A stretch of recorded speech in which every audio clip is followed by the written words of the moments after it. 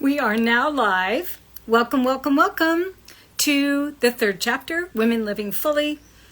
I'm Kathie Donovan, your host, and today we're going to be speaking with a very special woman who lives in Montreal. Tonya Dickenson is her name, and she is the founder of Aysemetric by Design. It's a jewelry company that she founded. She creates the most magical pieces with jewelry with items that she's picked up in her travels. She's lived all over the world, traveled all over the world. She's quite an amazing woman. And I think you're going to find it really inspiring because, you know, what I'm finding with this series, talking with women 55 plus about life in the third chapter, is that every one of us has a unique set of challenges. We have a unique set of tools that we use to navigate, and we each uncover lovely blessings, gifts, and lessons in the third chapter. So welcome, everybody. Hi, nice to see you. I'm glad you're here today with us. And as soon as I see my guest pop in, I will invite her in and we will get going on this conversation. But listen, I dressed for fall. I had squash soup for lunch. It feels like fall, but today the weather is like summer, and I'm very grateful for that. So we just enjoy every second of everything that we can. Whatever's happening is all good.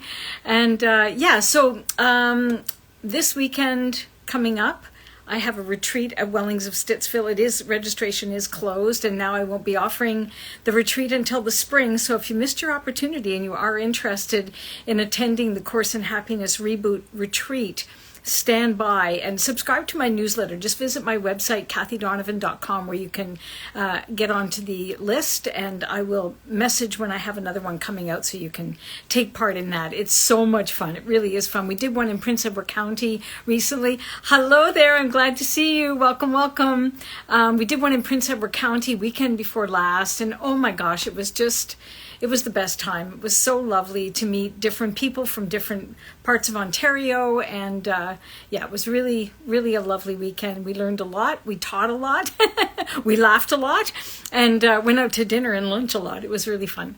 So let me just see where Tonya is. Is Tonya here yet? I don't see her, but she will be along, I'm sure.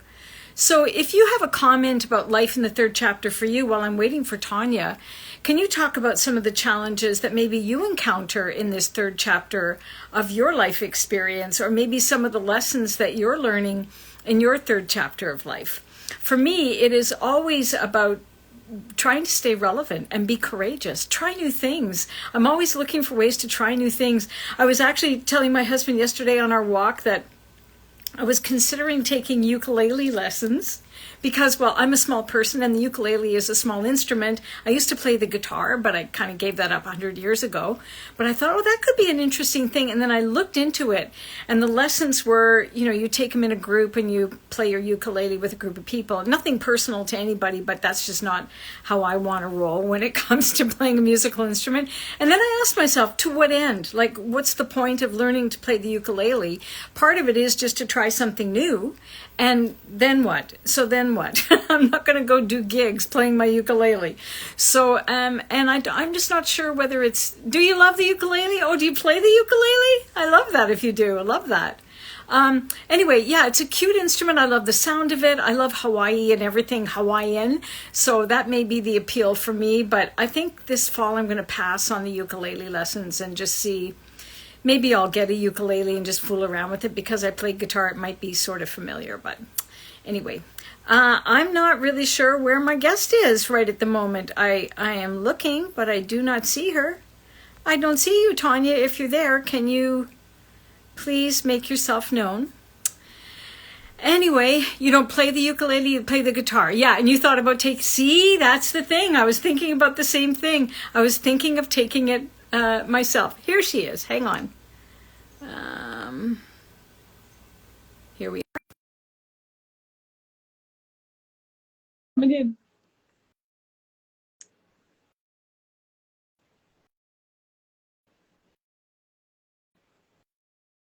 You see me? There you are. Hi, Tonya. I had to join with my phone because my computer, I don't know, it doesn't seem to be working the live. But anyway, on my phone. Technology, eh? I mean, we just go with the flow. This is my What are you going to do? This is my first live.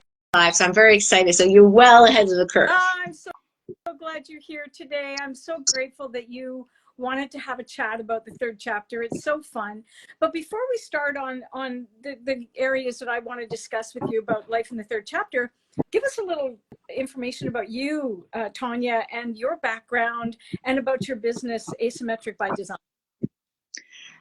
So hello everybody. This is a real honor for me, and thank you for inviting me, Kathie. Honestly, I'm very excited. So I was very lucky. I was a daughter of a diplomat, so I was able to live a little bit all over the world and was able to travel and see the world and really realize that I've loved.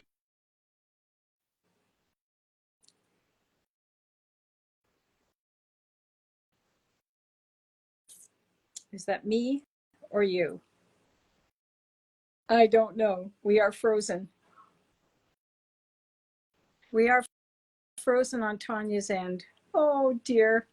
Are we still going? Can somebody just give me a little bit of a something or other? Let me know we're still live. I give up on technology. I don't want to give up on. Oh, you see me, but not her. Oh, okay. So maybe Tonya has to go out and come back in again. Maybe that's what has to happen. She'll figure that out in just a sec. But yeah, she really did win the lottery because she and her family have lived all over the world. Her mom, too, is just an absolute darling, a kind of a media darling in Ottawa, too. Yeah, thanks, MJ. I don't see her. I see her frozen on my screen, but we just have to wait for her to, I think, come back into our live. So she'll know that she got kicked out. It's a great experience, you know, to do these things and just try it out and see what happens. You just never know. Yeah, so I'll tell you a little more about the retreat then, shall I? So we had a woman bring her mom, and her mom was very reluctant about coming to the retreat. She found every excuse in the book all week leading up to the retreat not to come. And she was saying, well, you know, maybe another time. And then I heard her daughter on the phone while we were getting ready, and she was guiding her mom, you know, in the car, how to get to where we were and so on. Here she comes back. Anyway, she made it and she loved it. It was so fun. Here we go. Try it again. Let's see.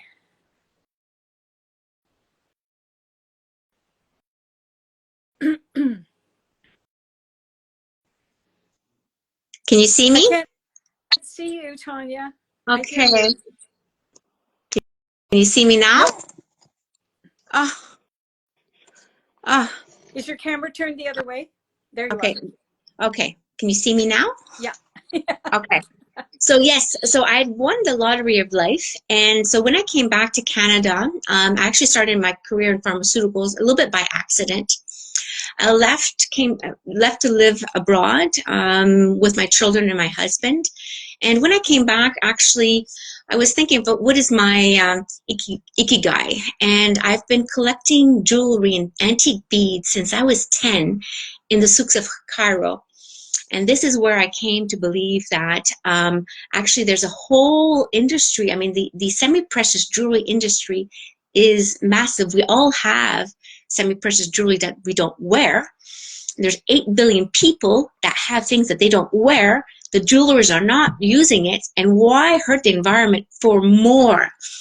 So we have 40,000 years of beads that some are sitting in our drawers. So this is how Aysemetric by Design came to be. So we're here to decarbonize the semi-precious jewelry industry, to protect the environment and empower women. Love that. You mentioned the word ikigai. I love that because Japanese have so many beautiful ways of very concisely talking about important things in life, such as purpose. And I think this is really a meaningful purpose, especially when it comes to jewelry. Yeah, we have enough now. We have enough.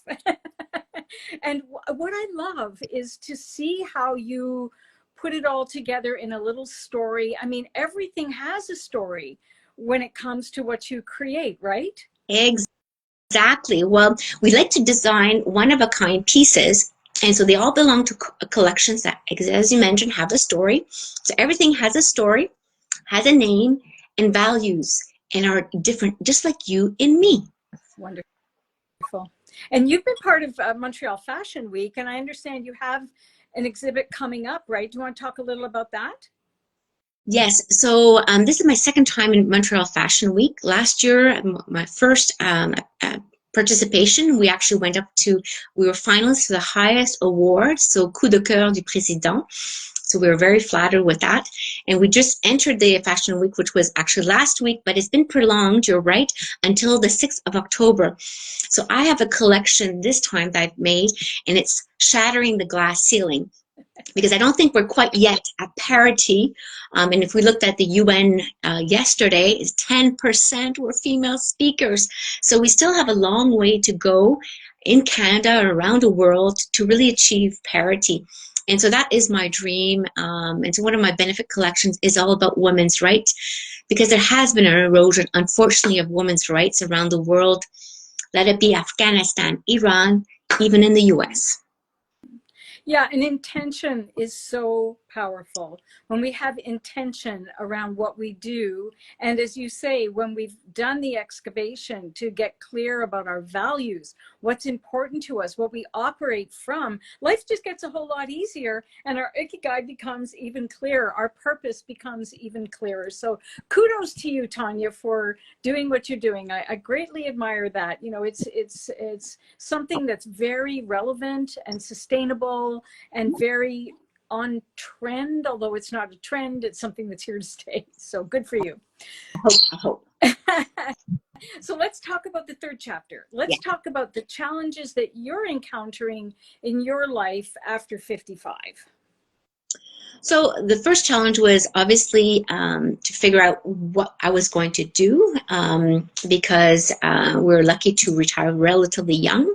But I have three children, so two of them have moved out. I have a 30-year-old, a 26-year-old. So you start to be empty nesters. And so really, what is your purpose? And how do you find that satisfaction that is not necessarily taking care of children and going up that corporate ladder? So that for me was my first challenge. And then achieving a balanced life, a true balanced life, because we realize that, as now I'm 56, that time is finite, and we need to maintain our health as well. So for me, it would be really around those three areas, those challenges I had. Okay.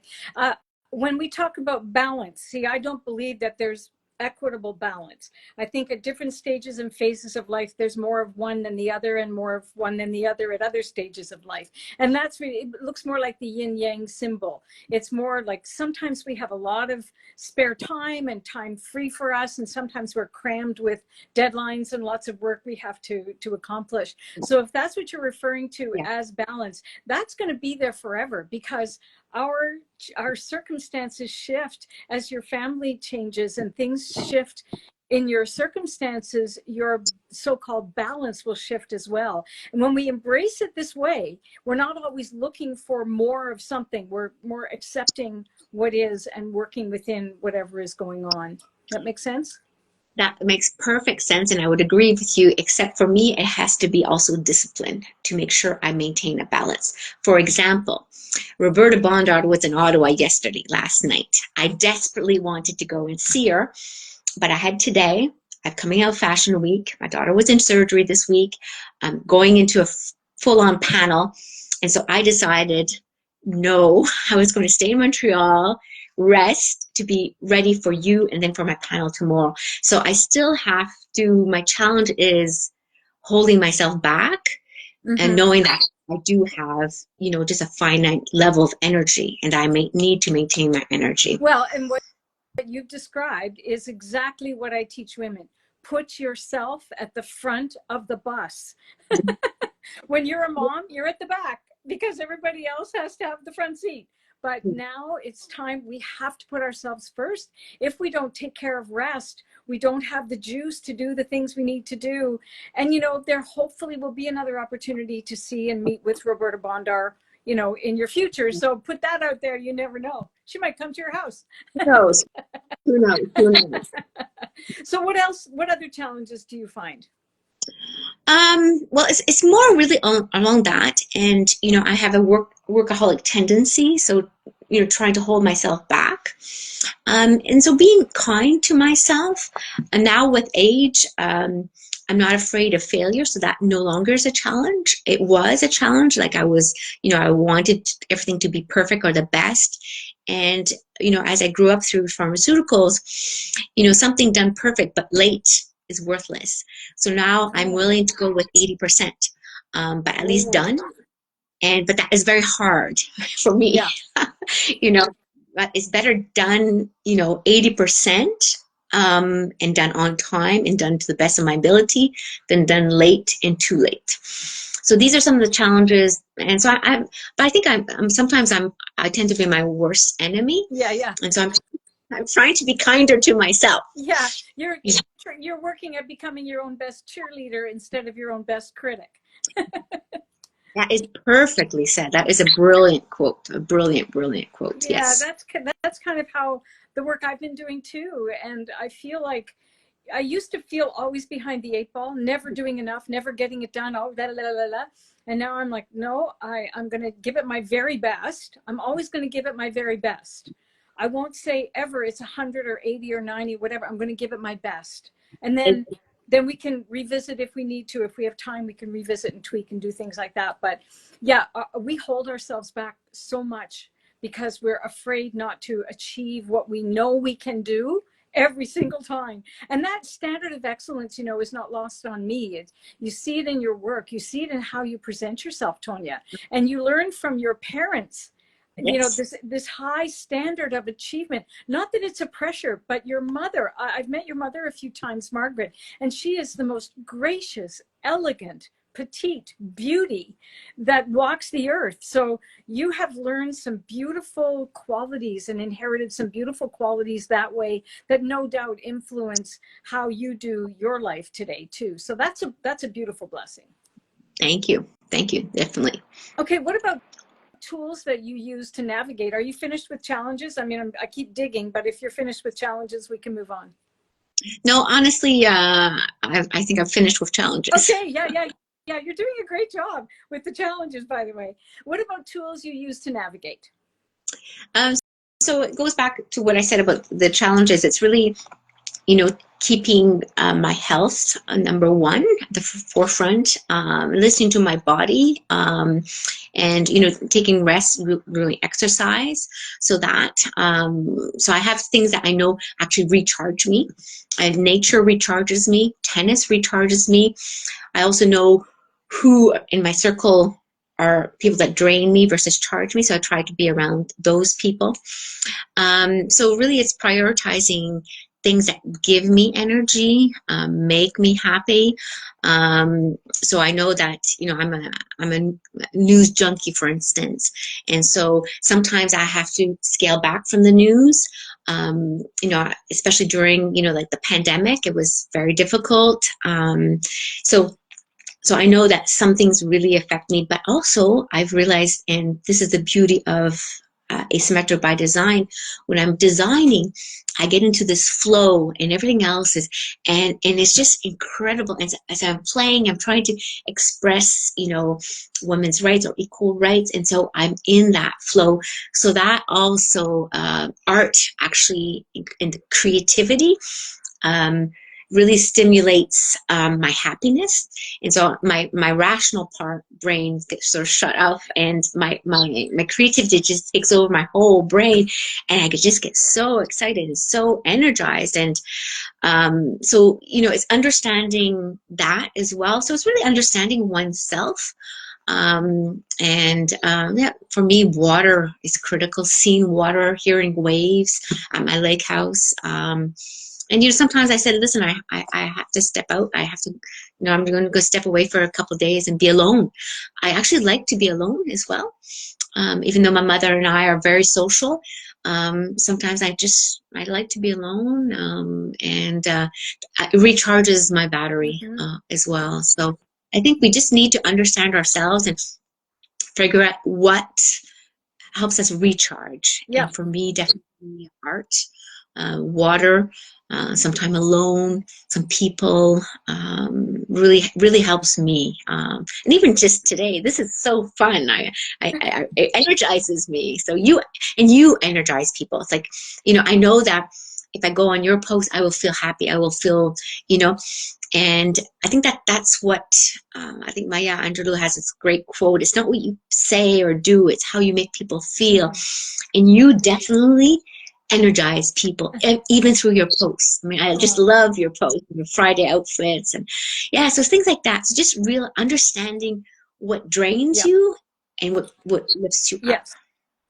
And that is, that's the gift of the wisdom of age, I think, is understanding, because when we're younger, we're trying to fit in. I think we're always trying to fit in when we're young. When we get older, we realize, I was never meant to fit in. I was always meant to stand out and be me. And then we start the work of figuring out, what do I really need? And I'm like you, I love alone time. I love to be with people who are, sparky and positive and uplifting too. But I need to have time alone to really recharge. And also, when you talk about creativity and being in the flow, I find when I'm alone, especially if I'm out in nature alone, I'll get an idea for something. I'll come home and be like, I've got to try something because I got this idea.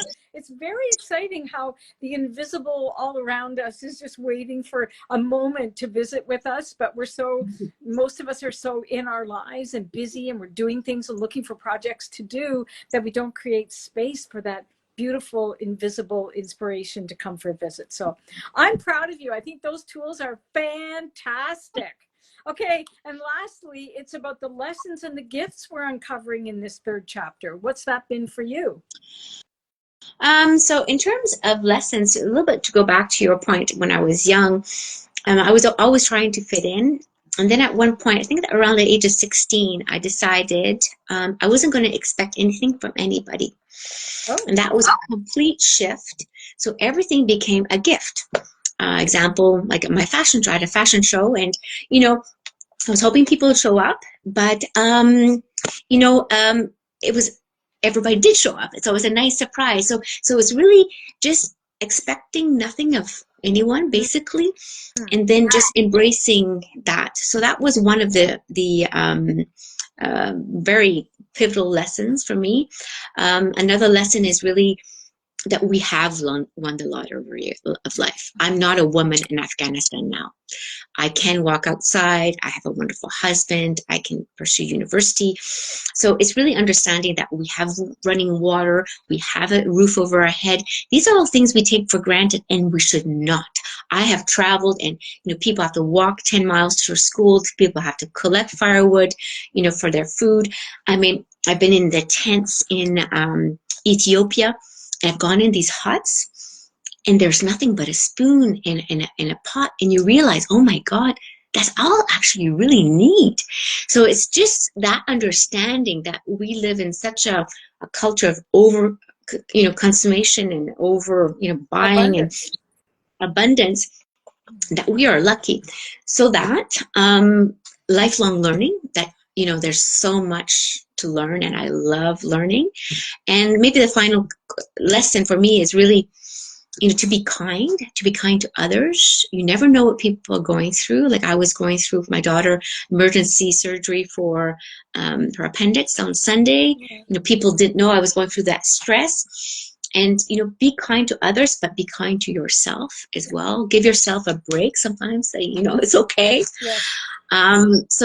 But there's also lots of gifts that I uncovered. And, you talked about wisdom, but, I spent 25 years in pharmaceuticals, and there's so many transferable skills. I was just shocked at that.